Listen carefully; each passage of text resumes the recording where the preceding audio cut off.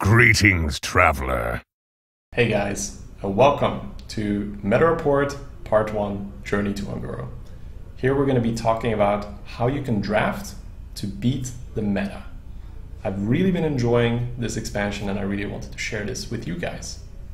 The first thing I'd like to go over is my tier list. Now I've already written a meta report and that version had 5 tiers. Now through experience in the meta, I'm more comfortable bringing them down to 4 tiers. So this is what the tier list looked like. Tier 1, Mage Rogue. Tier 2, Hunter. Tier 3, Paladin Shaman. Tier 4, Warlock Priest. Tier 5, Warrior Druid. This is how the new version looks like. Tier 1, Mage Rogue. Tier 2, Hunter Paladin Shaman. Tier 3, Warlock Priest. And Tier 4, Warrior Druid. Now the reason for this is not that Hunter in general became a lot worse, it's that Paladin has become more common and thus there is an additional bad matchup for Hunter. I still think Hunter can be really powerful, you just need to get a little bit lucky in what you're going to face. And that means I can't justify giving it a tier of its own, even though I really like playing Hunter. All right, so what are my averages like in this expansion? So at the time of recording this, I have 8 rogue runs for an average of 9.62, 11 mage runs for an average of 9.09, 17 hunter runs for an average of 7.53, only just dipped below 8 with the last 2 runs. That's some, this is why Hunter has gone down a tier, because of the Paladin matchup. It's really terrible. Then we have Shaman, 11 runs for 8.18, probably the highest my Shaman's ever been. And then Paladin, 6 runs, 7.67.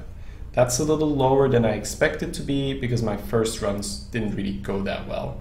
I had some weird drafts and I believe that if I keep playing Paladin, I can probably push it over 8, if not very close to 8. All right, now I've played 3 Warlock runs as well for an average of 6.67, pretty much because the other classes weren't available. So that gives you an overall average of 8.23 over 56 runs. Now, why am I not playing the other classes? That's mainly because I feel like the gap is fairly big and I don't really want to waste my time learning classes that can't really compete. Now, that doesn't mean that they are terrible. Absolutely not. It just means that if I spend as much time and effort into learning Rogue as into learning, say for instance, a Warlock or a Druid, I will just get at least 1 win less on average. I can't go 9 average with Druid. It's just not gonna happen. But you don't need 9, right? So if you just want to play for fun, try the classes. If you want to get the maximum wins that you can get for your class, you should probably stick with the top 5. Now, people have pointed out that I do underrate priests, and that's true. I'm not very good with priest, and I definitely don't like playing it.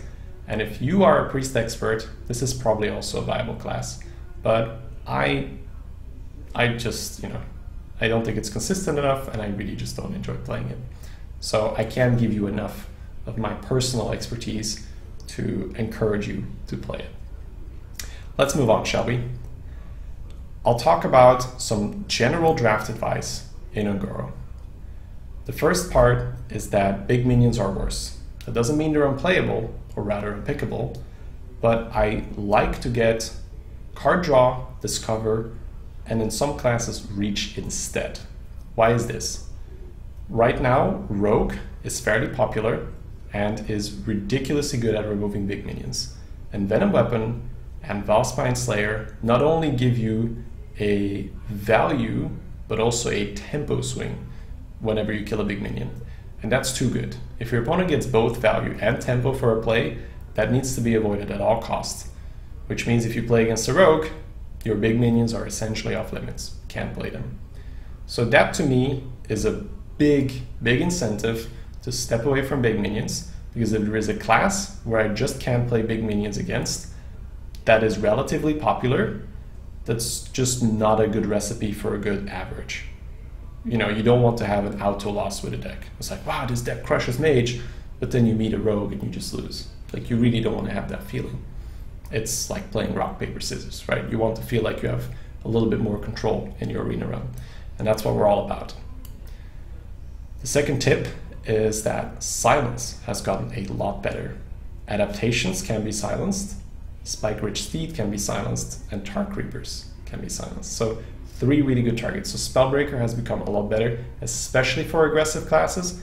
If you're in the control business, I wouldn't rate it like it's bad Spellbreaker, not at all, but it's not as premium as if you're in a tempo deck where you really, really need to punch through that Steed immediately. So in Hunter, for instance, it's extremely good. In Mage, it's totally decent. It's fine.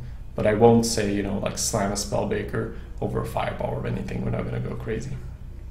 All right, point number 3 is that Doppelgangster has gotten a lot better, mainly because turn 5 for Rogue is usually a Venom weapon, and Doppelgangster counters this very nicely. So you get to play your 5-drop without losing it to 1 card, which is really nice. Plus, Rogues are really bad at dealing with a spread, and it's not like Doppelgangster is terrible. I feel like the amount of AoE is fairly low in Journey to Ungoro. All right, number 4 is more of a generic draft advice, but it's really potent. I'll quickly go over it and then give you specific examples when I'm going into the classes. I draft as much early game and reaction to early game, which is small removal, that I need to beat aggro, and then the rest of my draft is focused on beating control. That might seem like it's a very simple thing. It was like, yes, of course, this is nothing new. You're going to want to hold off rush, you're going to want to beat control. But I still don't see that many people actively thinking about it when they draft. It's more of a, oh, this card is good, this card is bad. And I think this is the most important thing you can do, is make sure your deck makes sense. Does it beat aggro? Does it beat control? That's what you're looking at.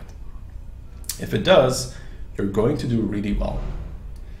All right, I'm going to start with the Rogue, and then I'll give you a specific example. I'll put a deck list up right here, if everything's going all right.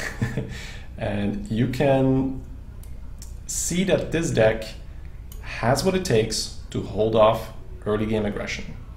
We have a Deadly Poison, a Jade Shuriken, and a Betrayal. Those are some really nice reactive cards. Not to mention 2 Eviscerates for the mid game as well. Very good at dealing with 5/4s. So anyone that's going to aggress on this deck is going to have a hard time breaking that nice defense. On top of that, we have a couple 2-drops, not too many, but we can dagger on 2. It's not too bad. And we have more than enough 3-drops to play. So turn 2, turn 3 are fine, and we have flexible removal. That to me is pretty much the end, as in I can hold off aggression now. And you're probably going to end up with a 4-drop here or there. That's just going to happen. So I really don't prioritize them. The second part of my draft, then, well, not necessarily the second part, but the other part of the draft is then, okay, how am I going to beat control? And we'll just replace control with mage for now because it gives you a specific thing. Doesn't mean that every control deck will be a mage, but most of them will. So what are some good cards here to beat control? Or mage rather. We have an Argent Commander, which is great at going face. We have a Lotus Agents, a Lotus Agents. The card is really good versus mage because it allows you to put a body on the board that could deal 5 face, which is quite a bit, and at the same time get you 1 other cards. Especially if you are on the board and you're keeping the mage off the board, and they don't have a super flexible removal like Frostbolt, this is a really annoying card for them to deal with, because it deals a lot of damage and it gives you more steam. Our goal versus mage is one of 2 things. First of all, you can draft enough card draw and discover so you don't run out of steam, so you can keep pumping out threats until you've reduced the mage's health to 0. We're not going to try to run them out of cards. That's never the plan. Game plan number 2 is drafting enough reach so that you can finish off the mage with damage from hand even after she's controlled the board. And the good decks usually have a little bit of both. So if you look at this deck, we have 2 Eviscerates for reach, plus an Argent Commander. Lotus Agents kind of doubles there because it can find you reach, which is why I really like the card. But it could also just find you a Scenarios, and now you have a lot more steam to play, right? Tortolan Primalist is much more in the card draw department because it can give you sprint, but it can also give you a free removal with Assassinate. It can give you a free Envenom weapon. In some very dire cases, it could give you a Vanish. That's pretty much the game plan, what we're thinking about. Hallucination could also provide you with some reach. So even though the overall quality of this deck is not really 12 win worthy, I mean, if you look at the deck, it's not bad at all, but it's also not like, wow, crazy rogue deck. There's even some really awkward cards in there, like Cult Apothecary, Abomination, Stegodon. Those are really not great cards, but the deck makes sense, and that's why it won 12. It had enough early game to hold off aggression, and it had enough anti-mage tools to win the matchup. Cool. So the second part of my analysis is that I'll give you a draft prioritization list. This is where I will tell you which cards I value over which, but it's not written in stone, so you can change it based on your own experience and your evaluation of the draft at that moment in time. But it will be a nice guideline. If you have no clue, you can follow this and you're probably going to be all right. Number 1, reach, discover, and card draw. These are our anti-mage tools. Reach is in that list, and I hope by now you know why, because we're not trying to outvalue mages. We're trying to either get enough steam from these card draws, or we're trying to get reach to just finish the game. Number 2, single target removal, still very good. Number 3, good early game cards or early game control tools. These are things like Backstab or Deadly Poison. Late game cards, just, you know, the bigger minions, and then mid game cards. Mid game cards are fairly low on the list just because Rogue is very flexible and can usually build their own mid game. And it doesn't mean that you won't have any 4s or 5s. You can look at the deck. We had some 4s, Backroom Bouncer, Reporter, Phoenix, Stegodon. 5s, you can see 5s, this is where it becomes really like flexible, not really any, you know, dedicated 5-drop. Because I feel Rogue doesn't need it, because it's just so darn flexible. All right, moving on to the Mage. This deck is fairly high quality. We have double Primordial Drake, which is probably the most ridiculous thing in the deck. 2 Servant of Kalimos, which were not super easy to proc, but we had 2 Shimmering Tempests, which usually did the trick. And then we have Flame Strike, Polymorph, so you can see this deck has some good stuff. Sadly, it's nowhere near the strongest mage deck I've ever drafted. I think I've had at least 3 mage decks that were stronger than this, and they probably also went 12. I think mage is just in an extremely strong position right now, which is why I want to teach you guys how to get the most out of your mage drafts.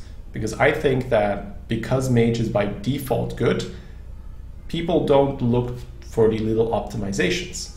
Now, if you're like me and you don't want to settle for fine, you want excellent, let's go to work, right? Let's see where you can get more out of your mage drafts. The biggest thing you got to keep in mind is that you need to beat 2 things, right? I'll try to simplify as much as possible. You need to hold off aggression, and you need to beat value. Now, as a mage, you can outvalue value. Like mage and shaman right now for me are the only classes where I really advocate that as a strategy, outvaluing other decks. As you see with rogue, it's kind of suicide to say, hey, let's try to outcard this mage. But as a mage, there's a reasonable chance you can outcard your mage opponents, especially if you're a better player and you know how to draft. The biggest thing to look out for in the draft is that you don't draft any unnecessary defense. And this is a very particular thing. Usually people will look at my mage drafts and say, you have a little bit too many 2-drops to be a control deck. You're not a control deck. And I'm like, no, this is absolutely a control deck. But the way how I draft is I draft fairly responsible for most picks. Whenever the pick isn't hugely in favor of the value card, I'll go with the more curve-oriented pick, which gives my mages reasonable curves, which has the added benefit that I don't need that much AoE, because AoE doesn't get you a lot of value. Maybe Flame Strike, right? Flame Strike could get you a lot of value, but even then, you've probably experienced it yourself. You're playing against another mage, you have 2 Flame Strikes in your hand, and you're like, don't do anything, you know? And obviously they're amazing against other classes, but the basic point I'm trying to get across here is any unnecessary defense you have in your deck will directly impact how well you do against other control decks. It's really bad. It will actively lower your win rate if you have too much. Now, once again, like I said, I think the tricky part here is that even if you do, you're still going to go like 5, 6, maybe occasionally you have, a good enough deck, you end up going 12 with too much defense. It can happen. But to get those sick mage averages, I feel you really need to, I call this like dancing on a very fine thread, right? The finer the thread, the better you get.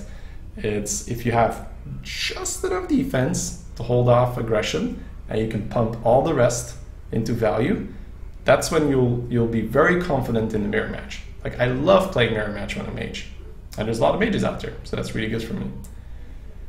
Now, how do I get that feeling of security?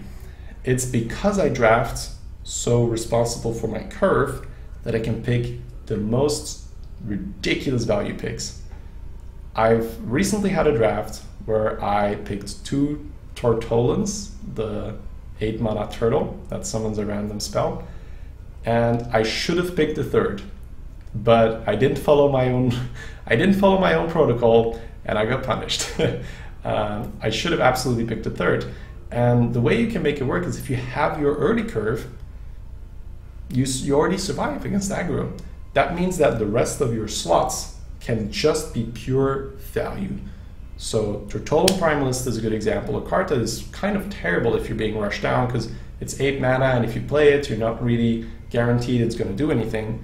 But if you play it on average in a value mirror, it's really good. It's going to perhaps get you Kabbalah's Tome, Flame Strike 1 or 2 minions, Blizzard 1 of 2 minions, Arcane Intellect, a free secret. These are all things that, especially because you can choose which one, do a lot for you. On top of that, you can just draft regular card draw cards like Arcane Intellect, Gnomish Inventor, any Discover, Elemental Discovers, right? So you can get disgustingly greedy if your curve is good enough. And this is where most people make the mistake.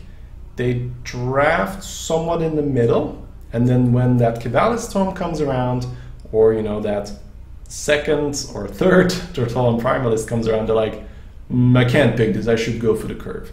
So if you go in the draft with a very structured idea, I'm gonna pick the early game curve card when it's not a ridiculous value card, I'm going to end up with a larger total value than a normal draft would have. And it's just about thinking about what the deck needs to be able to do. And that's how I've been doing exceptionally well with Mage. Just knowing what I need to beat. Not what a good deck conventionally looks like, but what a deck needs to do in this specific meta. Awesome. All right, so that's a pretty in-depth talk about my Mage, but I do feel so passionate about this and I really enjoy talking about it. But we do have to move on, otherwise this is going to become a 2-hour video of me just fanboying over how fun Control is to play right now. I've changed so much. It used to be only face. Don't worry, I still like aggro. All right, so what does a draft prioritization look for Mage? Premium removal, number 1. Polymorph, Meteor, Fireball. Those cards are amazing. Then value cards, like we said. Valued super high, card draw, discover, and premium big minions are also here, because as a mage, you're usually trying to hold off rogue early, and then once you've held them off, it doesn't really matter whether you have card draw or big minions in your hands, because you're probably not going to play them early in the game anyway, so it doesn't really matter. And versus mage, more big minions, obviously more value. So mage has a little bit of a pass there. Then, early curve and AoE. If you have a lot of AoE, you're going to need less curve, and vice versa. That makes sense, right? If I curve out 2 into 3 into 4, when am I really going to need a lot of AoE? That doesn't mean you don't have to draft any AoE. One or two AoE effects are always useful, especially if they're on a premium card like Primordial Drake. But you don't need like 6 AoE effects if your curve is fine. It's just in the way. Then we got mid-game cards, and oh, there we are, because we've already covered early game. So early game and then mid-game cards. So once again, mid-game cards in last, because you don't really need them to survive aggro, and because we're going super greedy, they're actually not value-oriented enough versus control. Still means that you'll end up with a couple 4-drops in most of your draft. That's fine. Don't start picking Wisps over Yetis. But know that you don't have to go out of your way to pick a mid-game card. They'll find their way into your deck. All right, let's go for the next one. Hunter. Hunter is a lot simpler than what we've just covered. And I love him. I love Rexar for that. He's got one place, he's gone face, right? So especially in this expansion, Hunter I feel is best played mid-range. And I think it's almost the only class that you play mid-range. Now what does that mean, mid-range? Because people throw these terms around all the time. That means that you're going to focus out on curving pretty much all the way to 6. So Hunter is going to focus on having enough 4, 5, 6. So you can just ideally play a 1-drop, a 2-drop, a 3-drop, a 4-drop, a 5-drop, a 6-drop. And that's kind of the whole mid-range spiel, right? I'm going to play things. Those things are going to be on curve. I'm probably going to curve out better than you, and I'm going to hit you in the face with them. To put it in a very simple game plan. That's what mid-range wants to do. That has a trade-off. Why does mid-range curve out better than other decks? It's because they make sacrifices. They will draft more 2-drops, or 3-drops, or 4-drops, or 5-drops than other decks, and they will have less tech. So that means that reach is not as important for a mid-range deck as it is for an aggro deck, because that reach slot gets filled by, say, a mid-range minion, like a Yeti, or a Spiteful Smith, right, or something like that. Why do I like mid-range?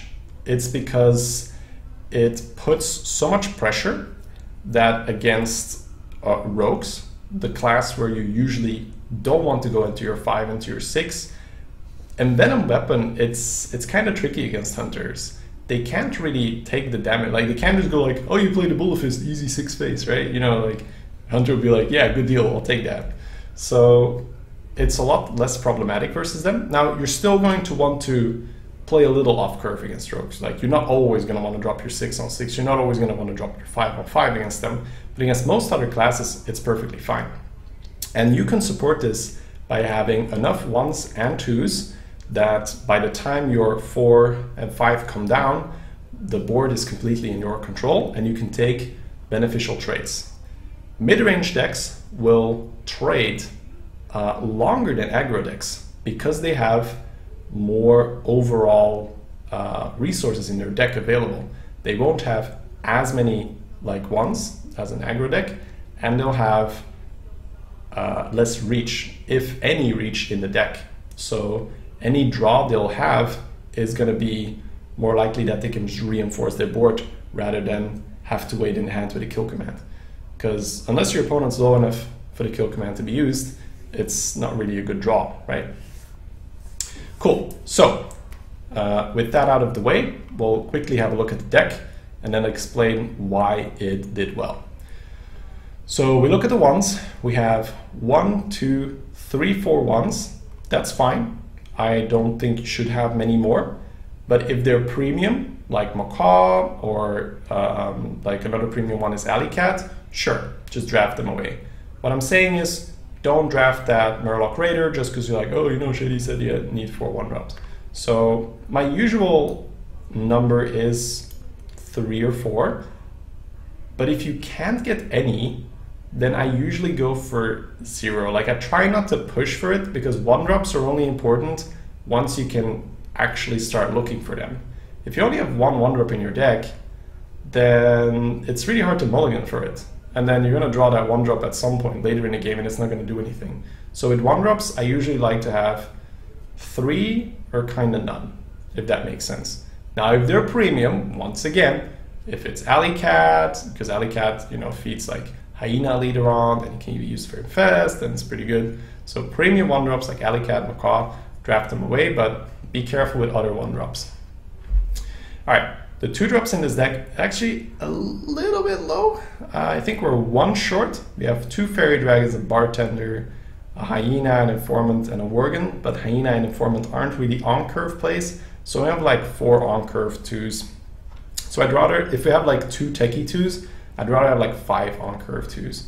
So as you can see, like a lot more emphasis on curve because we're playing mid-range. Then turn 3 is super fine. We have a lot of quality. Animal Companion, 2 Huntresses, and an Eagle Horn Bow, so that's fine. 4 really premium 3-drops. 4-drops, Dark Iron Dwarf, Houndmaster, and Festive Wolf. That's also fine. Those are 3 really high quality 4s. And we have some tech to play on turn 4 as well. We have 2 Freezing Traps. If I wouldn't have the Freezing Traps, I'd probably want an additional 4-drop. So you can really see how the emphasis is put on. It's just being able to spend your mana efficiently to keep in control of the board. Because if you stay in control of the board, then your minions can go face. It's really as simple as that. All right, then turn 5, we got 2 5-drops, Hydra and Hog Rider, and then we have 2 6-drops. That's fine. You don't need a boatload of 5s, you don't need a boatload of 6. Like 2 or 3 5-drops and 2 6-drops, it's perfectly fine. And then we have 1 finisher, Call of the Wild. Perfect. I actually really like this deck because it's not too powerful when you look at it, right? It's not your hunter deck that has like, that has everyone usually screaming like OP, OP, but the curve works. And I feel that's just plain and simple. That's what you need right now. Curve, curve, curve. So with that in mind, what does the draft prioritization look? Premium removal first. Deadly Shot, Freezing Trap, Hunter's Mark, Spellbreaker. You see how Spellbreaker gets bumped here because we really, really need it for Spike Rich Steed, otherwise Paladin is an auto loss. So that's your number 1. Premium removal to make sure that your minions can stay on the board. The worst thing you can have in a mid-range deck is having to trade all your minions into a Bach Reaper, because that's game losing. So you need to make sure that you have that. So premium removal over anything. Number 2, weapons. Weapons are still good. Then 3, curve cards. This is a big one. Any curve card that you really need to make your deck work. So there's only 2 categories that we're gonna pick over curve cards. Those are premium removals and weapons. Then it's curve cards, then it's small removal, and then it's reach. So reach is in the last position for Hunter because we're playing mid-range. All right, let's move on. Shaman. Shaman's been really good to me and really fun because I feel like for the first time, I'm really enjoying Shaman because I have a very specific goal in mind when I'm playing and when I'm drafting. Shaman is a control class in this expansion because of 1 card, Volcano. Nah, I mean, there's a couple cards, but Volcano is an insane control tool. It basically says you can't overextend and rush me down. And if you do, I'll just pew, pew, pew, pew, pew, pew, pew, right? So especially at the start, people just didn't respect it and it just destroyed them every single time. And now I see people hesitating and counting like 14, I can't play, I need to play. You know, it's like either don't play too much or play so much that 1 Volcano doesn't clear the board entirely.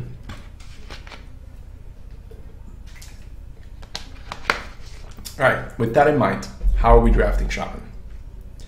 You see the deck list here. This deck, even though it looks a little wonky at first sight, right? The curve is a little weird. We have like a Gruul at the end, and then 1 6-drop, 1 Volcano, 2 hexes, which is good, but overall the deck looks a little wonky. But once again, we're going to analyze it and break it down to its components, and then it's going to make sense why this deck went 12. So how does this deck fare against aggression? That's always one of my 2 questions, right? How does the deck fare against aggression? We have 2 1-drops, not counting Shifter Zerus. We have 3 2-drops. We have 1, 2, 3-ish 3-drops. So you can see that the curve is a little wonky. But to make up for that, we have 2 Lightning Bolts, which is a really nice stopping tool. It just stops aggression very well. And if your curve is kind of wonky anyways, you don't mind the overload so much. Then we have a Maelstrom Portal and a Lightning Storm, 2 really cheap, really good AoE tools. So as with the Mage, if your curve is a little worse, you're going to want more AoE. Now in Shaman, you're almost always going to want a little bit more AoE just because you can't ping. And it's so useful to, you know, deal damage to something while finishing off another minion. So in Shaman, you're almost always going to want some AoE, even if your curve is doing well. And then we look on the second component. How does the deck fare against control? We have 2 hexes. It's incredibly important.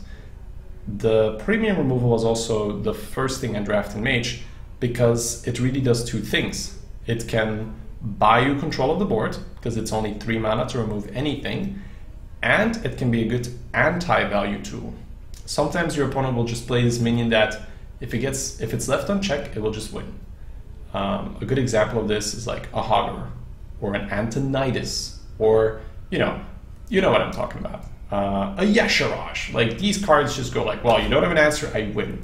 And if you have hard removal, you don't auto lose those games. And that's important. If you're going to be a control deck, you can't just lose anytime someone plays a good card, right? So if you don't have a hard removal in your hand, or even better yet, in your deck, you need to make sure that you're a lot more pushing for board control, because you need to have the board to then deal with that big card. Just an additional tip to keep in the back of your mind. All right, the other components is that we have some nice value. Gruul on its own, right, in the very late game stages, once you've already checked for removal, once you've, baited out like polymorphs and stuff, this is one of those cards that if it doesn't get answered, you just win, right? So you have that massive win condition. You have Lotus Agents, which I already praised earlier, really enjoy the Discover. You have Stonehill Defender, which in Shaman is ridiculously good. It can pull you Alakir, Earth Elemental, White Eyes, some really good hits, on top of all the good neutrals, right? Primordial Drake, Bach Reaper, etc. Very nice. Flame Tongue Totem, an extremely underrated value tool. People usually only think about how you can use it for board control and tempo, but if you're playing a control mirror, you can just make a bunch of totems and then use those totems to cash them in, right? So very good for control. And then on top of that, we have another 6-drop, which is a Racketeer. So that's a big minion, is also a value component. So it might not seem a lot, but if you add that all together, the Flame Tongue Totem, the hexes, even a little bit of AoE, right? And then the king of the format, Volcano. Volcano is so good because it can deal with anything, right? We have this meme on stream where I say, your opponent has a full board, Volcano. Your opponent has a big guy, Volcano. Your opponent has 2 big guys, Volcano, right? It just, 2 big guys is usually not more than 15 health, so that's ridiculous, right? It's a really good card. And it just allows you to play a lot greedier and a lot more reactive, because you always have the panic button, right? You can go for a little bit more greedy, you can go for a little bit of a slower play, because if your opponent does suddenly, jump out the gates, flip the board on you and goes aggressive, you just nuke his board. So yeah, really nice. So that's how we like to draft Shaman. Let's go to the draft prioritization, so you know what to look for. Number 1 is Hex. Like I said, premium removal, super important. I know it's just Hex, but still, that just means Hex over anything. AoE, like I also said, Shaman likes AoE a lot more than Mage because we don't have a hero power that just pings things off, so AoE is really useful. Then card draw and discover cards. Doesn't need to be explained, I think. We like value to be able to beat the other value decks. Jade Claws and Stormforged Axe are up next. Once again, pretty specific, but I didn't want to just write weapons because it's really only these weapons because they're good for early game control, which means that we're not going to die to rush as easily. Then small removal and then curve cards. So very little emphasis on curve in Shaman, just because I feel like the class really doesn't need curve right now. I've had decks where I totem on turn 2 and turn 3 and I'm fine because I have Volcano. So it's really, the card just allows for a lot. Now if you don't get any Volcanoes, you'll usually get something. You usually get Maelstrom Portal, you usually get a Lightning Storm, or more Lightning Bolts, 3 Tidal Surges or something. So I haven't had any Shaman deck in the, I've drafted 11 Shamans, all 11 have been control. So I feel like if you follow this draft schematic, you'll usually be able to get a control deck. All right, one last note here is that if you can get enough value, and this has happened for me, you can change value for reach. And then we're going to take on the mantle of aggressor versus mages. Amazing reach cards can be Doomhammer and Bloodlust. Doomhammer is extremely mana efficient for how much damage you can deal. And it just means that the mage can't play the normal, oh, I'm going to sit back and I'm just going to react to whatever you do, because you're just going to go, all right, 4 phase, all right, 4 phase, all right, like it means like do something or I will kill you. And then when they do something, you volcano them, you're like, hey! And then Bloodlust speaks for itself. You just make totems and put little cards on the board, and if they don't answer it for a turn, you just go and kill them. So that's that little bit of a twist there for Shaman. All right, next up, Paladin. Paladin, I feel, is fairly straightforward, but at the same time, there are some very important things you need to do in your draft in order to do well. You need to draft Spike Rich Steed. The end. No, okay. The whole way of approaching it is Paladin, because its late game cards are so absurd right now. We're talking Steed, we're talking Dino Size, we're talking Vine Cleaver. These are all ridiculous cards for the late game. Paladin doesn't need to play midrange, and Paladin for the longest time was a more mid-rangey class where you didn't really have a good endgame.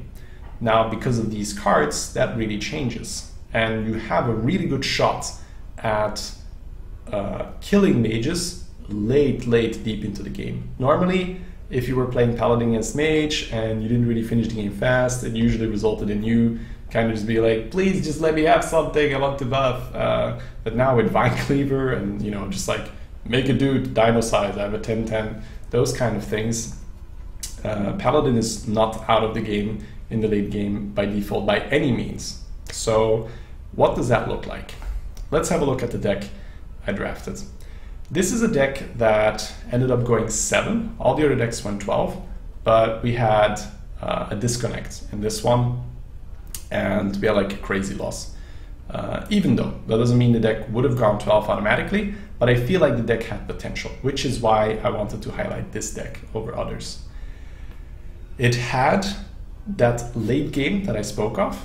It had Primordial Drake, Vine Cleaver, Protector, Bog Reaver, Steed, and Big Time Rocketeer. So that is a nice collection of late game, and that is, once again, like we said earlier, your anti-mage package. While the Steed is just anti-everything, but the other cards are just really good to play into the mage's late game. Against other classes, your whole struggle is to just not get thrown off the board super hard, because that's pretty much the game plan, right? Just have enough early game to survive, and then once you make it to the late game, you kind of just win. That sounds a bit familiar, right? So I feel like all the good classes except Hunter, because Hunter just has a really good button, just deal 2 face every time, they follow this similar pattern, they just have a little bit of a different way of executing it. And Paladin's way of executing it is, I'm gonna get early game, I'm gonna skip mid game, I'm gonna get good late game, which is the thing that most people do, right? But in Paladin's, the way how Paladin then wins doing that is not by outvaluing the mage. It's just by putting as much stuff on the board that they can't really deal with it. Like, it cannot be overcome. Like, the moment the second steed comes down or the second fine cleaver gets equipped, it's just so much stuff that it cannot be dealt with. And not to mention, you know, non-mages, right? So the way how you're going to go about it is draft enough early game to survive and to not get completely wrecked on the board. I'm not saying that you need to dominate, right? But just don't get completely wrecked, and try to, you know, set up a board where turn 6 you can play a steed. That means sometimes you're gonna need to be a little tricksy, you need to be a little creative with your coin usage. You're gonna need to maybe use a freeze effect or get a stealth minion or something like that. Now, if you can get a minion to stick in turn 6, it's not the end of the world, right? Because turn 7 there's Vine Cleaver, right? So it's it just means that with Paladin, focus on not getting thrown off the board early and focus on having enough late game cards, which once again means that the mid game will suffer. The draft prioritization for Paladin looks something like this. It'll be funny. A Spike Rich Steed, number 1. Number 2, weapons, because weapons are pivotal in getting early board control. It doesn't mean you can't win if you don't have any weapons, but it makes things a whole lot easier. We're talking a True Silver or even a Rallying Blade or a Light's Justice, right? All these early game weapons, they do a really good job at making sure that your opponent doesn't just push you off the board. Then good early game cards are in third, then late game cards or value cards in general. The reason why I have them not grouped as the same is that late game cards to me are expensive cards and value cards aren't always expensive cards. You can have a Blessing of Wisdom that can be counted as a value card, right? You can have a Hammer of Wrath that can be counted as a value card. So it's a little bit of a different section for me. But yeah, those two. And then mid-game cards. Like we already said quite a bit, just repeating myself, it's much more important to get a really good early game and then a killer late game and then kind of just bridge the mid-game. The whole philosophy there is if you focus hard on having turn 1, turn 2, turn 3, you can get by with turn 4, 2-drop dude, or turn 3, 3-drop dude, or turn 5, 3-drop dude, or turn 5, 3-drop, 2-drop. That's kind of the whole gist there. All right, cool guys. I was gonna keep it short, 45 minutes, but I feel like, you know, if you want my advice, if you want my my input, and I have the video medium, I feel it'd be a crime for me not to include some of these little pointers and explanations, because I could just give you a 10-minute video with some, like, you know, pointers and you'd get better. But honestly, just changing the way how you think about the game and really encouraging you to check your deck lists every time and make sure, once again, beat control, beat aggro, right? Do those two things, then you're going to get a lot more effect. So if you made it all the way to the end, thank you so much for watching, guys. Really appreciate it.